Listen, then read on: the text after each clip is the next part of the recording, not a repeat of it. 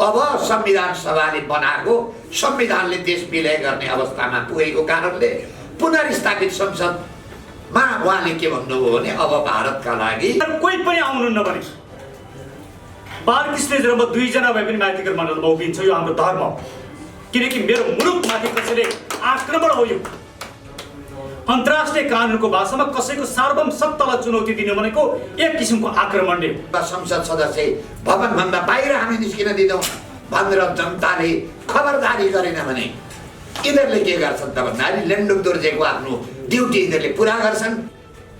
खड्ग ओली पनि एक किसिमका कम्फर्टेबल पार्टीकै मान्छे हुन्, किनभने उनले पनि जब जब चुनाव आउँछ तब तब मात्रै राष्ट्रवादी नारा दिन्छन्। अरू बेला उनले पनि भारतकै चाकडी गरेका छन्।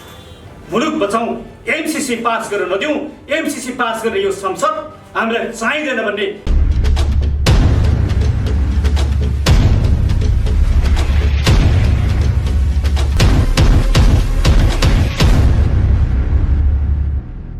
संविधान आयो, केही पनि भएन। स्थानीय निर्वाचन भने स्थानीय निर्वाचन भयो, अनि संसद आयो।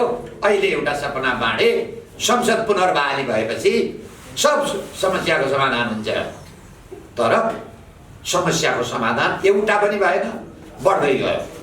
र अहिले त नेपाल अब रहने कि नरहने, अस्ति यो अहिलेसम्मको आन्दोलनको नेतृत्व गर्ने, 17,000 मान्छे मार्ने, भ्रष्टाचारलाई संस्थागत गर्ने नेता पुष्पकमल दाहाल, छविलाल दाहालले के भने अब नेपालमा भारत अनुकूलको, भारतलाई कम्फर्टेबल सरकार हुन्छ। अब नेपाली जनताले उहाँको सिक्किम बनाउने भित्रको अभिलाषा प्रकट भयो। 12 बुँदे दिल्ली सम्झौता यसैका लागि गरिएको थियो। पुष्पकमल दाहाललाई 12 वर्ष भारतले ज्वाइँ पाले त्यसरी यसैका लागि पालेको थियो। र नेपालको घटनाक्रम हेर्दा सिक्किम र नेपालको एउटै घटनाक्रम देखिन्छ, एउटै परिस्थिति थियो। त्यहाँ पनि भारतबाट लेन्डुप दोर्जे आए, यहाँ पनि 12 बुँदे गरेर पुष्पकमल दाहाल आए। त्यहाँ सिक्किममा पनि राजा थिए, राजा विदा गरियो, जनताको अधिकारका लागि संविधान सभा बनियो। त्यही संविधान सभाले देश विलय गर्यो। नेपालमा पनि संविधान सभाले विलय गर्न सकेन, दुईचोटि संविधान सभा भयो। अब संविधान सभाले बनाएको संविधानले देश विलय गर्ने अवस्थामा पुगेको कारणले पुनर्स्थापित संसदमा उहाँले के भन्नुभयो भने अब भारतका लागि कम्फर्टेबल सरकार हामी बनाउँछौँ। यो नेपाली जनताले बडा ठुला चिन्ता गर्नुपर्ने र आन्दोलन गर्नुपर्ने विषय हामीहरूले 22 गते पहिले यही उठायौँ। यो भारतको कम्फर्टेबल सरकार भनेको के हो? हाम्रा नेताले प्रश्न गर्नुपर्छ। यसको सिक्किमसँग के सम्बन्ध छ र यी लेन्डुप दोर्जे हुन् कि होइनन्? त्यसपछि अर्को हामीहरूले के भन्यो भने अब यो व्यवस्था चल्दैन, यो संविधान पनि चल्दैन। हरेक 10 वर्षमा नेपालीले परिवर्तन खोजे, अहिले 12-13 वर्ष भयो, एउटा पनि सकारात्मक सन्देश दिएन। त्यसैले यो व्यवस्थाको विरुद्धमा अब यो व्यवस्थाले काम गरेन। अब यो नेपाललाई एकातर्फको बाटोमा सिक्किमीकरणतिर गर्दैछन्, अर्कातर्फ एमसीसी को विरोध गर्ने दुईजना मान्छे, एकजना झलनाथ खनाल, एकजना चाहिँ राहुल भीम राहुल। पहिले यो एमसीसी पास गर्नु हुँदैन भनेर प्रतिवेदन दिन्थे। जब संसद पुनर्बहाली भएपछि झलनाथ खनालले के भने अब पहिलो काम हामी एमसीसी पास गर्छौँ। एमसीसी भनेको नेपाललाई अफगानिस्तान बनाउने दोस्रो हतियार हो। अफगानिस्तान भनेको रुस र अमेरिकाको द्वन्द्वको परिणाम अफगानिस्तान हो। नेपालमा चीन र अमेरिकाको द्वन्द्वलाई हामीहरूलाई पचाइदिँदैछन्। अहिले हरेक अफगानी जनता दिनको 400-500 मान्छे अफगानी मरेका छन्। अफगानिस्तान र नेपालको परिस्थिति पनि मिल्छ। त्यहाँ पनि राजा थिए, लोकतन्त्रको नाममा राजा विदा गरियो। अनि लोकतन्त्र आएन, के आयो त भन्दाखेरि भाँडतन्त्र आएर अहिले के हो भने मान्छे मार्ने तन्त्र आयो। त्यही तन्त्र अहिले हाम्रा नेताले नेपाल 3टा बाटो, एउटा सिक्किमीकरणको बाटो, एउटा बारम्बार नागरिकता बाँडेर फिजीकरणको बाटो, एउटा अफगानिस्तानको बाटो, 3टा बाटामा सँगसँगै हिँड्दैछ। त्यसैले हामी नेपाली जनतालाई के भन्यो भने अब यो अवस्थामा पनि हामी नउठ्ने हो, जनताले चाहिँ यसले विरोध नगर्ने हो भने हामी त नामर्द भइसकेका छौँ। त्यतिले मात्रै पुगेन, अहिले यति बढी महँगी भइराखेको छ। हालसालै तपाईँको 21 दिनमा 3 चोटि पेट्रोलियम पदार्थको भाउ बढ्यो। पहिले कम्युनिस्ट सरकार बाहिर भइदिया भए अहिले काठमाडौँमा आगो लागिसकेको हुन्थ्यो, तर त्यही कम्युनिस्ट सरकारले 3 चोटि पेट्रोलियम पदार्थको भाउ बढ्दा पनि आयल निगमका कर्मचारी नाफा भयो भनेर के गर्छन् भने बोनस खान्छन्।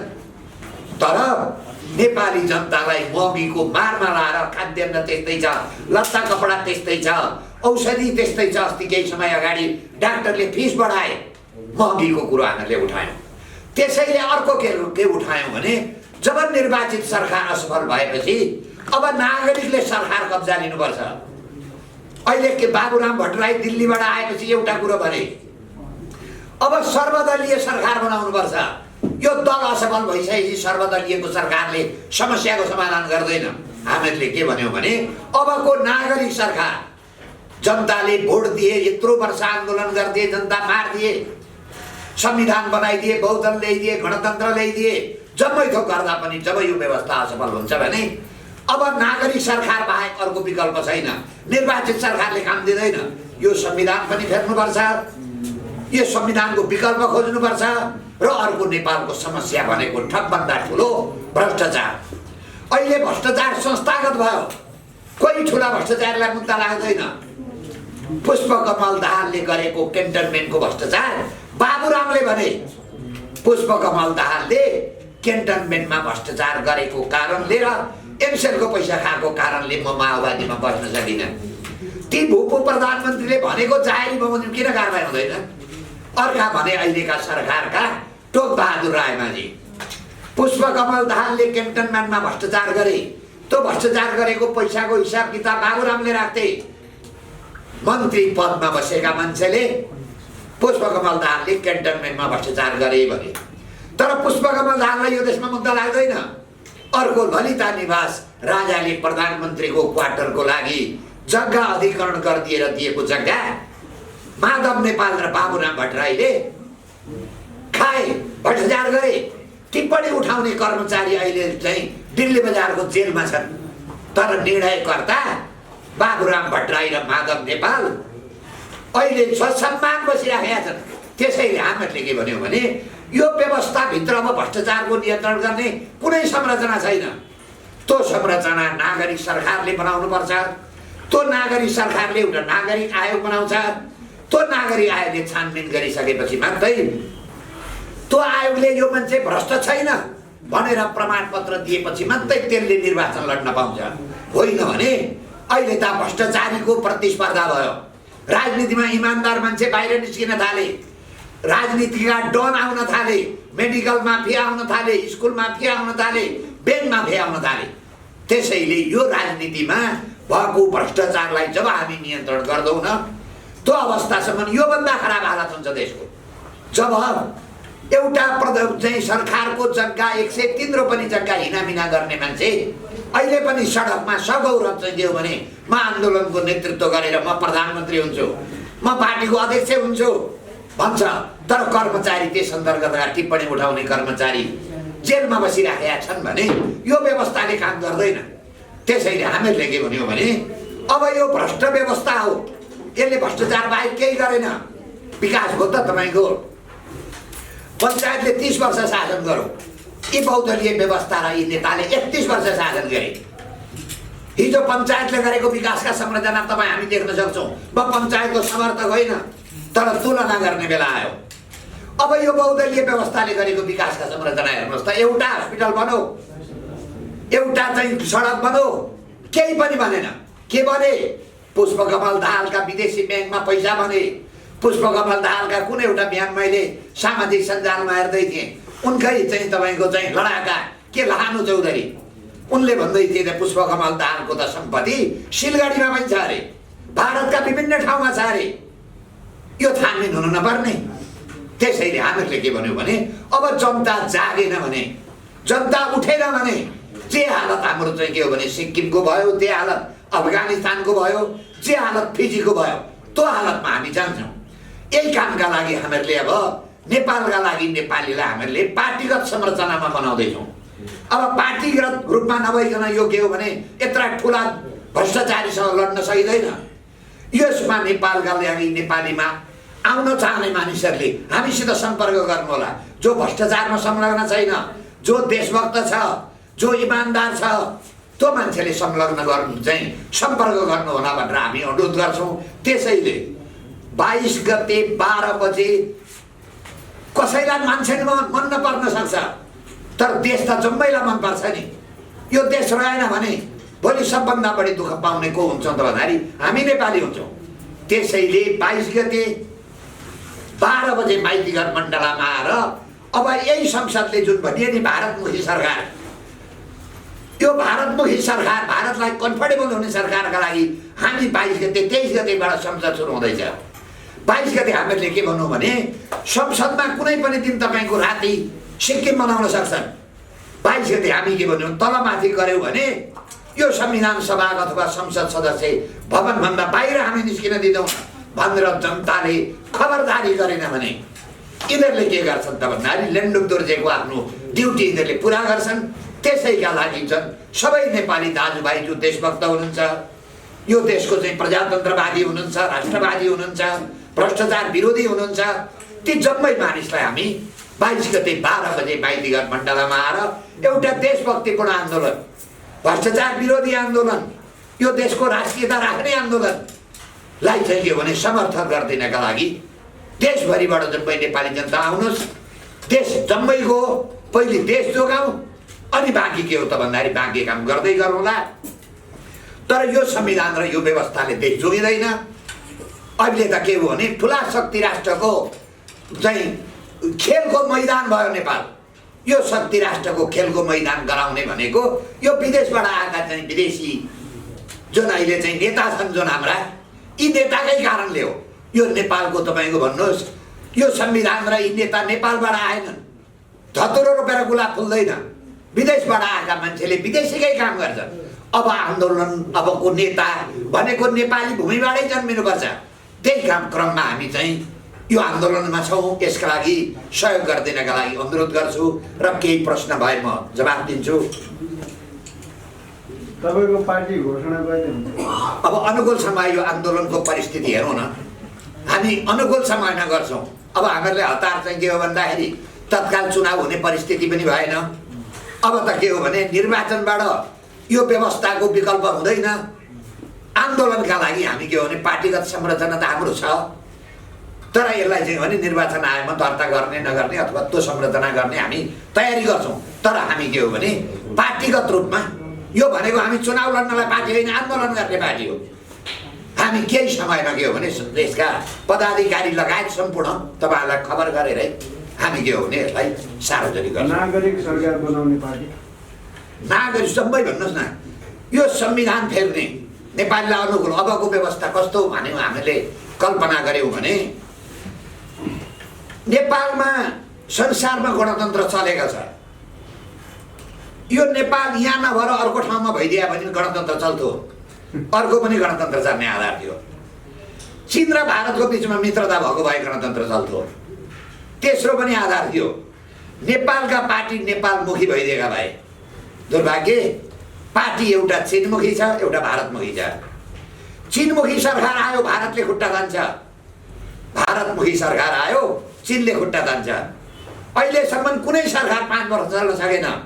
यो 2/3 सरकार पनि यही तानातानमा गयो। यसलाई सन्तुलन कायम गर्नका लागि संसदको निर्णय मान्ने, संसद अन्तर्गतको संसदले नियुक्ति गरेको राजा हामीले कल्पना गर्यौँ एउटा। दोस्रो भन्यौँ प्रत्यक्ष निर्वाचित प्रधानमन्त्री। दोस्रो, तेस्रो संसद सदस्य मन्त्री हुन पाउँदैन, जसले चाहिँ भ्रष्टाचार जुन तमाम व्यक्ति छ नि त्यसलाई समाप्त पार्छ। चौथो भन्यौँ यो देशमा अहिले 886 कि 84 संसद छन्, 144 मन्त्री छन्, 8 वटा राष्ट्रपति छन्, 8 वटा प्रधानमन्त्री छन्। यो हामीहरूलाई काम छैन। अहिले सेता हात्तीले कति बजेट खान्छन्? 83।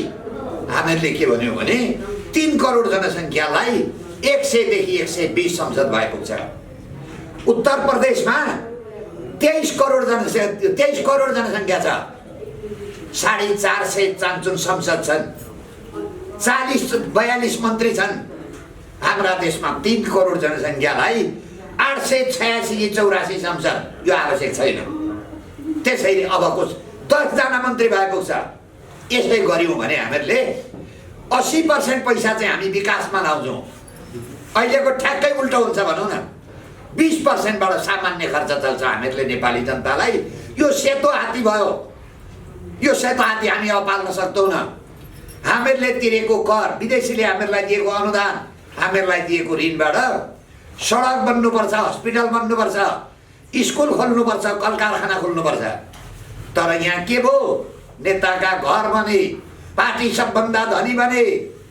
यी पार्टीको स्रोत जम्मै अनुसन्धान गर्नुपर्छ। अहिलेसम्म माओवादीले ब्याङ्कबाट लुटेको सम्पत्ति कहाँ छ? तमाम मान्छेलाई सर्वस्व गरेर सम्पत्ति लिएको छ। त्यो पनि छानबिन गर्नुपर्छ। त्यसैले हामीहरूले के भन्यौँ भने यो पुरै नयाँ संरचना गर्ने पार्टी, यसले संविधान पनि अर्को बनाउँछ, संरचना पनि नेपाल सुहाउँदैले बनाउँछ, यसले निर्वाचन प्रणाली फेर्छ, नागरिकताका कुरा फेर्छ, अहिलेसम्म गलतसँग बाँडेका नागरिकता पनि रद्द गर्छ। कति वर्षमा गरिसक्छ यो सबै काम? यो हाम्रो हातमा आयो भने 2 वर्षमा हामी गरिसक्छौँ यो काम। 2 वर्ष। तपाईँको हातमा आउन चाहिँ कति लाग्छ? अब तपाईँहरू जम्मै नेपाली 3 करोड जनसङ्ख्याले पर्सि 22 गते 1 करोड जनसङ्ख्या माइती घर मण्डलमा आउनु त त्यही दिन हाम्रो हातमा आउँछ। एकै दिनमा यहाँ 1 करोड मान्छे माइती घर मण्डलमा आयो भने प्रधानमन्त्रीले हेलिप्याड बनाइसकेका छन्। क्वार्टरमा हेलिप्याड, हेलिकप्टर स्टार्ट हुन्छ। यहाँ रहँदैनन्, जहाँबाट आएका त्यहीँ जान्छन्। हामीहरूलाई कहिले ल्याउने भन्ने निर्णय तपाईँ पत्रकार महोदय अनि नेपाली जनता, काठमाडौँमा मात्रै 60 लाख जनसङ्ख्या छ। 60 लाखको आधी 30 लाख आइदिउँ त पर्सि 22 गते। हाम्रै हातमा छ। अब नेपाली जनतालाई चाहिएको छैन देश। यो देश भोलि सिक्किम भएर चाहिँ तपाईँको विदेशीले चाहिँ लात हान्दा मन्जुर छ, अफगानिस्तान हुन र बम पड्केर ज्यान जान मन्जुर छ। हामी केही मान्छेले भनेर केही हुनेवाला छैन। हामी खालि जनतालाई, नेपाली नागरिकलाई हामी भएको कुरो र म नक्कली मान्छे होइन। फेरि अहिलेसम्म हेर्नुहोस्, गिरिजाले टनकपुर बेच्दा मैले मुद्दा गरेर ल्याएँ। 48 सालमा अख्तियार दुरुपयोग ऐन आउँदा प्रधानमन्त्री, मन्त्री र संसद सदस्यलाई मुद्दा लाग्दैन भने मैले मुद्दा गरेर यिनीहरूलाई मुद्दा लाग्ने बनाएँ। 1 दर्जन हरेक सरकारले नागरिकता बाँडो, मैले मुद्दा गरेर रोकेको छु। अहिले पनि यही ललिता निवास माधव नेपाल र प्रचण्डलाई मुद्दा लाग्दैन भने त्यो पनि मुद्दा छ। अहिलेसम्म देशका लागि काम गरेको मान्छे हो म। मेरा निजी कुरा छैनन्। यो देश आउँदा सन्ततिका लागि सकुशल र एउटा सम्पन्न नेपाल हस्तान्तरण गर्ने मात्रै मेरो के हो भने अपेक्षा हो। त्यसैले यो हामीहरूलाई कहिले नेपालीले पुर्याउँछन् भन्ने चाहिँ नेपाली जनताको हातमा भएको कारणले हामीहरूले अनुरोध गर्यौँ। अब चाहिएको छ छैन त म पनि भन्न सक्दैन नेपाली जनतालाई। यही मन्जुर छ माधव नेपाल, पुष्पकमल दाहाल, प्रचण्ड, केपी शर्मा ओली अनि नै शेरबहादुर देउपा। उनलाई त आन्दोलन गर्न पैसा छैन अरे। सरकारमा गएपछि पैसा चाहिन्छ, आउँछ। त्यसैले सरकार भनेको त दोनो गाई भयो। यो नेपाली जनताको गाई हुनुपर्ने नेताको गाई भयो। 40वटा उद्योग बेचेर खायौँ, त्यो पनि छानबिन गर्नुपर्छ। त्यसरी छानबिन गर्दा हाम्रो अनुमानमा नागरिक आयोगले 12 वर्षको बजेट निकाल्छ। त्यो 12 वर्षको बजेट 23% गरिबीका रेखा मुनि भएका नेपाली जनता छन्। त्यो 12 वर्षको बजेट नेपाल 23% जनताको शिक्षा, स्वास्थ्य र रोजगारमा खर्च गर्नुहोस्। नेपालमा गरिबी उन्मूलन हुन्छ। छ अरू कसैसित यो योजना? अर्को प्रश्न गर्नु होला, चाहिँ तपाईँको रोजगारी कसरी सिर्जना गर्नुहुन्छ? बेरोजगारीको समस्या कसरी समाधान? सजिलो उपाय छ। नेपाललाई हिन्दू, बुद्ध र किराँत धर्म सापेक्ष राष्ट्र घोषणा गरौँ। संसारका हिन्दूलाई नेपाल घुम्न आह्वान गरौँ। 1 अरब 15 करोड हिन्दू छन्। 1% ल्याउनु भयो, 1 करोड 15 लाख हिन्दू पर्यटक आउँछन्। 50 करोड संसारमा बुद्धिस्ट छन्। 1% ल्यायौँ भने 50 लाख आउँछ। हाम्रा 80 लाख जो विदेशमा बसेका नेपाली छन्, ती जम्मै नेपालीलाई यहाँ पर्यटक घुमाउने काम पाउँछन्। कसैले फुल बेच्छ, कसैले रेस्टुरेन्ट चलाउँछ, कसैले होटेल चलाउँछ, कोही गाइड हुन्छन्। यति ठुलो सम्भावना भएको देशमा हाम्रा नेताको थोरै डलरको लोभमा धर्मनिरपेक्ष बनाए। साउदी अरब जानुहोस् तपाईँ, इस्लाम धर्मको मक्का मदिना छ। आधी रेभिन्यू जेनेरेट त मक्का मदिनामा इस्लाम धर्मवाला मान्छेलाई घुमाएर गर्छ। हाम्रा पनि इस्लाम धर्मवाला मान्छे जेट रिजर्भ गरेर जान्छन्। संसारको सबभन्दा पर क्यापिटा इन्कम बढी भएको देश साउदी अरब हो। त्यस्तो दुईटा धर्म हामीसित छन्। हाम्रा नेताले यो बुझेनन्। थोरै पैसाका लागि धर्मनिरपेक्ष भयो, के त फाइदा? देखिनु पर्यो नि, हरेकले खान पाए। रोजगारको हामी विरोध गर्दैनथ्यौँ। कसैले नेताले भने भने सिङ्गापुर बनाइदिएको भए त्यो नेताको फोटो म अफिसमा राखेर वकालत गर्दै। तर देशै रहने कि नरहने भन्ने प्रश्न भएको कारणले हामी के हो भने अहिले जनताका माझ छौँ। तपाईँहरूमा त्यस्तो के खुबी छ? 2-3 आन्दोलन गरेकैमा, 2-4वटा मुद्दा लडेकैमा जनता तपाईँको साथ दिनुपर्ने होइन? हाम्रो केही पनि खुबी छैन। हामीहरूले जनतालाई भन्यौँ, ठिक छ 886 संसद चाहियो, प्रचण्ड, माधव नेपाल र खड्ग ओली कहाँ जानुहोस्। भ्रष्टाचार संस्थागत जरुरी भयो, हामीहरूले भने नमान्नुहोस्, हामीलाई जरुरी छैन। यो सिक्किम बन्न मन्जुर छ, हामीहरूले भने नमान्नुहोस्। नेपाल स्वतन्त्र चाहिन्छ, भ्रष्टाचार नियन्त्रण गर्नुपर्छ, विकास हुनुपर्छ भन्ने हो भने अरू को छ त बाँकी भन्नुहोस् त बजारमा? हामी केही पनि गर्न सक्दैनौँ। जनताले हामीहरूलाई जिम्मेवारी दिए, पत्याइदिए भने गर्छौँ।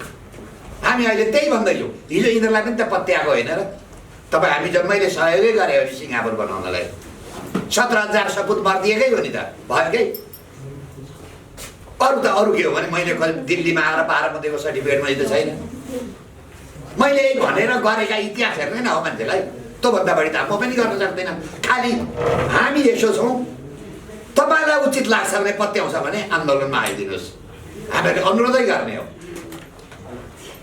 यही फागुन 22 गते शनिबार दिनको 12 बजे माइतीघर मण्डलामा एमसीसी को विरुद्धमा नेपालका लागि नेपालीले राखेको कार्यक्रममा हामीलाई किन साथ दिने, हामीले एमसीसी को किन विरोध गर्ने, एमसीसी यो मुलुकको लागि किन घातक छ भनेर हामीले भन्यौँ।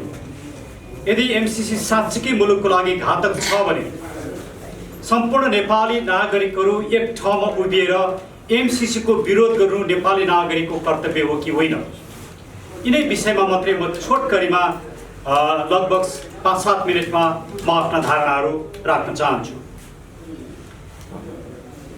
प्रत्येक नागरिकको कर्तव्य हो उसले आफ्नो मुलुकलाई बचाउनुपर्छ। यदि मुलुक सङ्कटमा पर्छ, मुलुकको भविष्य नै सङ्कटमा छ, मुलुकको सार्वभौम सत्तामाथि विदेशीहरूले आँखा गाडेका छन् र एमसीसी जस्तो राष्ट्रघाती सम्झौता गरेर मुलुकको सार्वभौम सत्ताभन्दा महत्त्वपूर्ण एमसीसी सम्झौतालाई बनाइँदैछ भने कुनै पनि स्वाभिमान नेपाली नागरिकको लागि एमसीसी सम्झौता स्वीकार्य हुन सक्दैन। त्यसैले प्रश्न हामीलाई पत्याउने कि नपत्याउने भन्ने प्रश्न होइन, प्रत्येक नेपाली नागरिकले आफैमाथि विश्वास गर्ने कि नगर्ने भन्ने प्रश्न हो। यो प्रश्न भनेको मेरो मुलुक म बचाउँछु भन्ने प्रण गर्ने प्रश्न हो। यो प्रश्न भनेको म नेपाली हुँ र म एउटा डिग्निफाइड नेपाली नागरिक हुँ र मेरो मुलुक बचाउनु मेरो कर्तव्य हो भन्ने प्रण हो। त्यसैले कसले यो मुलुकलाई निकास दिन्छ कि दिँदैन, तपाईँहरू को हो भन्ने प्रश्न होइन। हामी नेपाली नागरिक हौँ र इमान्दार नेपाली नागरिक हौँ। हामीले अहिलेसम्म भ्रष्टाचार गरेको छैन, हामीले सत्ताको दुरुपयोग गरेको छैन, हामीले चलखेल गरेका छैनौँ, हामीले संसद खरिद बिक्री गरेका छैनौँ, हामीले सत्ताको दुरुपयोग गरेका छैनौँ। यो मुलुक बनाउनका लागि हामीले सधैँ प्रण गरेका छौँ र आफूले सक्ने ठाउँमा मुलुकका लागि योगदान गरेका छौँ। त्यो निष्कलङ्कित नेपाली हामी हौँ। यदि कसैले आफूलाई निष्कलङ्कित नेपाली नागरिक भन्न सक्छ भने त्यो कि बालकृष्ण देउपालले भन्न सक्छन् कि हाम्रा समूहका धेरै साथीहरूले भन्न सक्छन्। त्यसैले आज नेपाल सङ्कटमा हुँदाखेरि यो नेपाललाई बचाउनु तपाईँ हामी प्रत्येक नेपाली नागरिकको कर्तव्य हो। त्यो कर्तव्य पुरा गर्नका लागि तपाईँहरू कोही पनि आउनुहुन्न भने बालकृष्ण र म 2 जना भए पनि माइतीघर मण्डलमा उभिन्छ। यो हाम्रो धर्म हो, किनकि मेरो मुलुकमाथि कसैले आक्रमण हो। यो अन्तर्राष्ट्रिय कानुनको भाषामा कसैको सार्वभौम सत्तालाई चुनौती दिनु भनेको एक किसिमको आक्रमण नै हो। एमसीसीले मुलुकमाथि धावा बोलिराखेको छ। यो धावालाई सम्हाले कि नसम्हाले तपाईँ मिडियाका साथीहरूको कर्तव्यहरू तपाईँलाई म अनुरोध गर्छु, तपाईँको यो भिडियो आजै अपलोड गर्नुहोस् र प्रत्येक नेपाली नागरिकले सुन्न पाउने गरी यसलाई प्रचार प्रसार गर्नुहोस्। यो तपाईँको कर्तव्य हो, तपाईँले मलाई प्रश्न गर्ने होइन। तपाईले आफूलाई प्रश्न गर्नुस्। तपाई नेपाली नागरिक हो भने एमसीसी को विरुद्धमा धावा बोल्नुस्। हतियार लिएर धावा बोलिँदैन, शान्तिपूर्ण रूपमा नागरिकको आवाज मुखरित गरेर धावा बोल्नु पर्दछ। प्रचण्डले 17,000 मान्छे मारे, मुलुकमा राजनीतिक परिवर्तन भयो, तर रूपान्तरण हुन सकेन। हामी त्यो रूपान्तरणका पक्षमा छौँ। रूपान्तरणको आवाज उठाउने हामी नै हौँ। त्यसैले हामीलाई विश्वास गर्नुको विकल्प छैन। यदि यो मुलुकले अब रूपान्तरण खोज्छ भने त्यो रूपान्तरणको नायक बालकृष्ण देउपाले नै हुन्, जसले यो मुलुकको राष्ट्रियता बचाए, जसले यो मुलुकलाई भारतीयहरूद्वारा यो मुलुकको सिङ्गो नागरिकता भारतीयहरूबाट पुग्न दिएन, एक्लो योद्धाको रूपमा लडे। म बालकृष्णजी यो जुन उहाँले एउटा योद्धा भएर मुलुकको लागि लड्नुभयो त्यसको म एउटा प्रशंसक हुँ, त्यसको सहयोगी हुँ र मित्र पनि।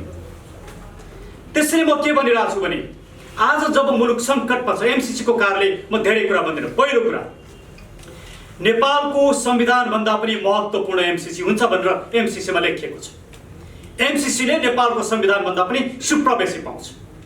म प्रश्न गर्न चाहन्छु आजको यो संविधानका गणतन्त्रवादीहरूलाई, तपाईले बनाएको संविधान तपाईलाई माया छ भने तपाईले एमसीसी को विरोध गर्नुहोस्, यो संसदबाट एमसीसी पास नगराउनुहोस्। तर तपाईलाई त यो संविधानको पनि माया रहेछ। तपाई कुनै सिस्टम प्रति नै माया गर्नुहुन्न। तपाईको एउटै मात्र उद्देश्य के हो? सत्ता प्राप्त गर्ने। त्यसैले त झलनाथ खनाल, रामकुमारी झाँक्रीले संसद पुनर्स्थापना भएको भोलिपल्ट बोले अब हामी एमसीसी पास गराउँछौँ। उहाँहरूको निहित उद्देश्य के रहेछ? प्रश्न भयो। जो संसद पुनर्स्थापनाको पक्षमा उभिनु भएको थियो उहाँहरूको निहित उद्देश्य रहेछ एमसीसी पास गराउने। किन उहाँहरूले यो भन्नुभयो? यो भन्दाखेरि नेपाली काङ्ग्रेसले साथ दिन्छ भनेर भन्नुभयो। किनकि नेपाली काङ्ग्रेस एमसीसी को पक्षमा छ। खड्ग प्रसाद ओली पनि जो एमसीसी को पक्षमा हुनुहुन्थ्यो।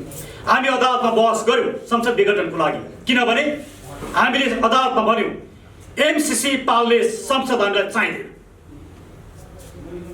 यदि यो संसदले एमसीसी पालेको हुँदैन थियो भने हामी सायद विघटनको पक्षमा पनि बहस गर्दैनथ्यौँ, हामी निष्पक्ष रूपमा बस्थ्यौँ। तर एमसीसी पाल्ने संसद चाहिँदैन।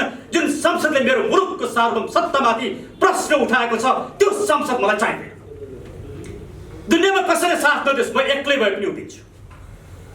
तर तपाईँको नैतिक कर्तव्य हो मलाई साथ दिनुपर्छ। त्यसैले म भन्छु आउनुहोस् यही फागुन 22 गते शनिबार दिनको 12 बजे यो मुलुकलाई बचाउने कि नबचाउने भन्ने विषयमा हामी निर्णय गरौँ। यो मुलुकलाई अमेरिकाको दासत्व स्वीकार गराउने कि नगराउने निर्णय गरौँ। हामीलाई 55 अरब रुपैयाँमा हाम्रो सार्वभौम सत्तामाथि खेलबाड भएको हामीलाई सह्य छैन। 55 अरब भन्दा धेरै गुणा बेसी एनसेलबाट कर उठाउन सकिन्छ, जसको मुद्दा हामीले गरेर सरकारलाई अरबौंको कर हामीले ल्याइदियौँ। तर अझै पनि सरकार एनसेलबाट कर उठाइरहेको छैन। त्यसैले म के निवेदन गर्न चाहन्छु भने हामीले माइतीघर मण्डलमा गरेको कार्यक्रम नेपाली नागरिकको कार्यक्रम, स्वाभिमान नेपालीको कार्यक्रम, मुलुक बचाउने कार्यक्रम।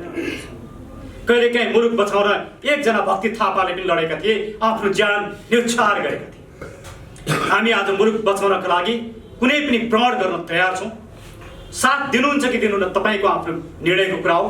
तर यदि स्वाभिमान नेपाली नागरिक हुनुहुन्छ, तपाईको शरीरमा नेपाली रगत बगेको छ भने, नेपाली निष्ठा र नेपाली उचाइ तपाईको शरीर र तपाईको प्रतिष्ठामा छ भने आउनुहोस्। यो मुलुकका देशद्रोहीहरू, कम्फर्टेबल पार्टीका मान्छेहरू, खड्ग ओली पनि एक किसिमका कम्फर्टेबल पार्टीकै मान्छे हुन्। किनभने उनले पनि जब जब चुनाव आउँछ तब तब मात्रै राष्ट्रवादी नारा दिन्छन्, अरू बेला उनले पनि भारतकै चाकडी गरेका छन्। आज कुनै पनि दलले, कुनै पनि नेताले अब यो मुलुक बचाउन सक्दैन। अब यो मुलुक बचाउनलाई तपाईँ हामी जस्ता मान्छेहरू एक ठाउँमा उभिनु परेको छ। यो मुलुकले आफ्नो नेता आफै बनाउँछ, पदले नेता बनाउँदैन, प्रधानमन्त्री भएर नेता हुँदैन। जसले मुलुक बनाउँछ, जसले मुलुक बचाउँछ त्यो मेरो नेता हो। त्यसैले को नेता कसको कार्यक्रम कसले गर्यो यो नहेरौँ, आउनुहोस् मुलुक बचाउँ, एमसीसी पास गर्न नदिउँ। एमसीसी पास गर्ने यो संसद हामीलाई चाहिँदैन भन्ने नाराका सहित फागुन 22 गते शनिबार 12 बजे माइतीघर मण्डलमा उपस्थित हौँ। र म यहाँहरूले गर्नुभएको यो सहयोगको लागि म धेरै धेरै धन्यवाद दिँदै सम्पूर्ण नेपाली नागरिकहरू काठमाडौँ बाहिरबाट त आउन सक्नुहुन्न, जो काठमाडौँमा हुनुहुन्छ आफ्नो मुलुकको लागि आउनुहोस्, ऐक्यबद्धता जाहेर गर्नुहोस्। धन्यवाद। यो गर्नुपर्छ धोबी लगायत पुरुषहरूले बित्तिकै पहिलो